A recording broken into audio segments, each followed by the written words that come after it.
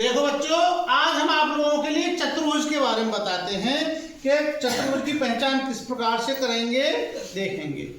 चतुर्भुज, चतुर माने चार, भुज माने भुजाएं, जिसमें चार भुजाएं होंगी उसको क्या कहेंगे हम?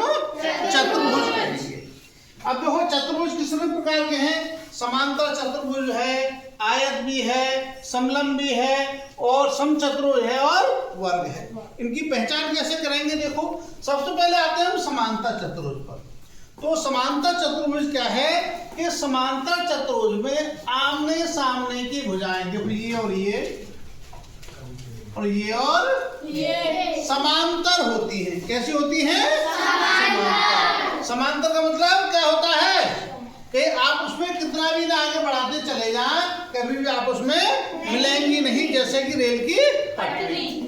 तो ये दोनों भुजाएं कैसी? ये इसके समांतर होगी और ये इसके समांतर होगी। और ये दोनों भुजाएं कैसी होती हैं? आपस में बराबर होती हैं। ठीक। दूसरा, समांतर चतुर्भुज में आमने सामने के कोण बी और डी आपस में कैसे होंगे? बराबर। ठीक है। इसी प्रकार से ए और सी आपस में कैसे होंगे? बराबर होंगे। आमने सामने के कोण, ये कैसे सम्मुख कोण कैसे होते हैं? बराबर। तीसरा, यदि हम इसमें विकर्ण आमने सामने की वो मिलाएं, विकर्ण खींचे हमने, मान लो ए से सी को मिलाया, ए से किसको मिलाया? सी। तो इसमें दो त्रिभुज बन गए, एक ए सी डी और एक ए बी सी। तो ये दोनों त्रिभुज जो होते हैं कैसे होते हैं? बराबर होते हैं, सर्वांग सम होंगे। समझे नहीं? ये दोनों त्रिभुज कैसे होंगे? सर्वांग सम होंगे, बराबर होंगे। इसी प्रकार से यदि हम दूसरे विकर्ण को मिलाएं, देखो इसे हटा देते हैं मान लो थोड़ी देर के लिए, और ये इस वाले को मिलाएं, तो भी हमारे दो त्रिभुज बनेंगे, ये त्रिभुज बनेगा और ये त्रिभुज बनेगा। तो ये दोनों त्रिभुज भी कैसे होंगे? सर्वांग सम होंगे। यानी विकर्ण जो है हमारे उसको दो बराबर भागों में बांटता है। यदि दोनों विकर्ण खींचे हम तो यहाँ क्रॉस का निशान हुआ, तो एक विकर्ण जो है दूसरे विकर्ण को समद्विभाजित करता है। समद्विभाजित का मतलब है दो बराबर भागों में बांटता है। यदि इसकी लंबाई मान लें हम 10 मीटर है, तो ये वाला विकर्ण कितने कितने में बांट देगा? ये 5-5 मीटर में। मान लो इसकी लंबाई 8 मीटर है, ए से सी तक की लंबाई 8 मीटर है, तो ये बी डी कितने में बांटेगा? 4-4 मीटर के दो भागों में बांट देगा। ठीक है। अब आते हैं हम इस पे आयत करेंगे। आयत भी समांतर चतुर्भुज है, लेकिन इसमें अंतर क्या है? देखिएगा, इसका कोण जो है ये 90 डिग्री का नहीं होगा, अलग अलग कोण होंगे, लेकिन आयत के सभी कोण कितने होते हैं? 90 डिग्री के। कितने डिग्री के होंगे? 90। इसके भी चारों अंत कोणों का योग कितना होगा? 360 डिग्री होता है। कितना होता है? 360 डिग्री होता है। और आसन्न कोण कौन से होते हैं? देखो ये भुजा है, मान लो आसन्न कोण कौन से हो जाएंगे? बी और सी आसन्न कोण हो गया। ये भुजा है मान लो हमारी, तो इसका आसन्न कोण हो गया बी और सी। जब बी और सी के कोणों का योग करें तो कितना आएगा हमारा? 180 डिग्री। अब यदि हम इस भुजा पर देखें, मान लो इस पे देखते हैं, तो इसका आसन्न कोण कौन सा हो जाएगा? एक ये हो जाएगा ए वाला और एक हो जाएगा हमारा बी वाला। तो इन दोनों कोणों का योग भी कितना होगा? 180 अंश ही होगा। तो ये समांतर चतुर्भुज की विशेषता है कि आसन्न कोण का योग कितना होता है? 180 अंश होता है। और चारों अंत है, चारों कोणों का योग कितना होता है? 360 डिग्री होता है। जब आयत पर आएंगे तो आयत भी समांतर चतुर्भुज है, आमने सामने की भुजाएं बराबर होंगी और समांतर होंगी। ठीक है। लेकिन इसमें प्रत्येक कोण कितने अंश का होगा?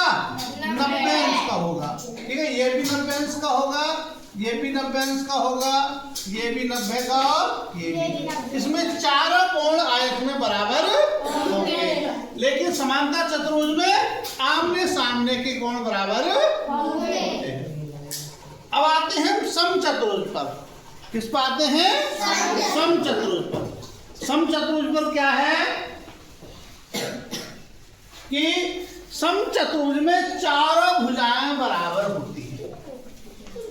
चारों भुजाएं कैसी होंगी? बराबर होती हैं। उसी प्रकार से आमने सामने के कोण भी बराबर, ये इसके बराबर होगा और ये कोण आपका इसके बराबर। मतलब हमने लिखा ए बी सी और बी, तो ए सी के बराबर होगा और बी के बराबर होगा। और चारों भुजाएं कैसी होंगी? बराबर होंगी और ये समांतर होंगी। ये भुजा इसके समांतर होगी और ये भुजा इसके समांतर होगी। इसमें भी इसी प्रकार से यदि इसको हम दो बराबर भागों विकर्ण को मिलाएं से, तो ये त्रिभुज और ये त्रिभुज दोनों कैसे होंगे? बराबर होंगे, एक से होंगे, सर्वांग सम होंगे। ठीक, समरूप। इसी प्रकार से हम इसे खींचेंगे तो ये त्रिभुज और ये त्रिभुज, ये इसे मिटा देंगे। पूरा त्रिभुज जो एक त्रिभुज ये बन गया बी सी डी और एक बन गया तुम्हारा ए बी सी। ये दोनों त्रिभुज कैसे होंगे? समान होंगे। ठीक, और चारों अंतःकोणों का योग कितना होगा? इसमें भी 360 डिग्री होगा। जिस प्रकार से इसमें अंतर था, उसमें भी यही अंतर है कि इसका यदि वर्ग के बारे में बात करें तो ये समचतुर्भुज होगा, लेकिन इसका प्रत्येक कोण कितने अंश का होगा? 90 अंश का होगा। और वर्ग में चारों भुजाएं कैसी होती हैं?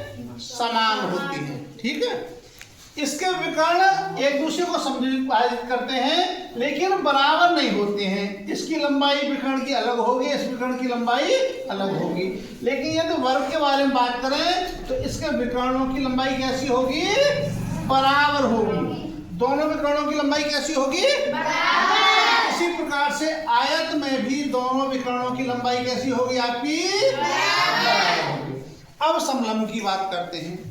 जो समलंब होता है, समलंब में कोई दो भुजा आमने सामने की समांतर होती है। कैसी होती है? समांतर होती है। ठीक है, ये भुजा कैसी होगी? हमारी समांतर हो गई। ये है, और इसके भी चारों अंतःकोणों का योग कितना होता है? 360 डिग्री होता है।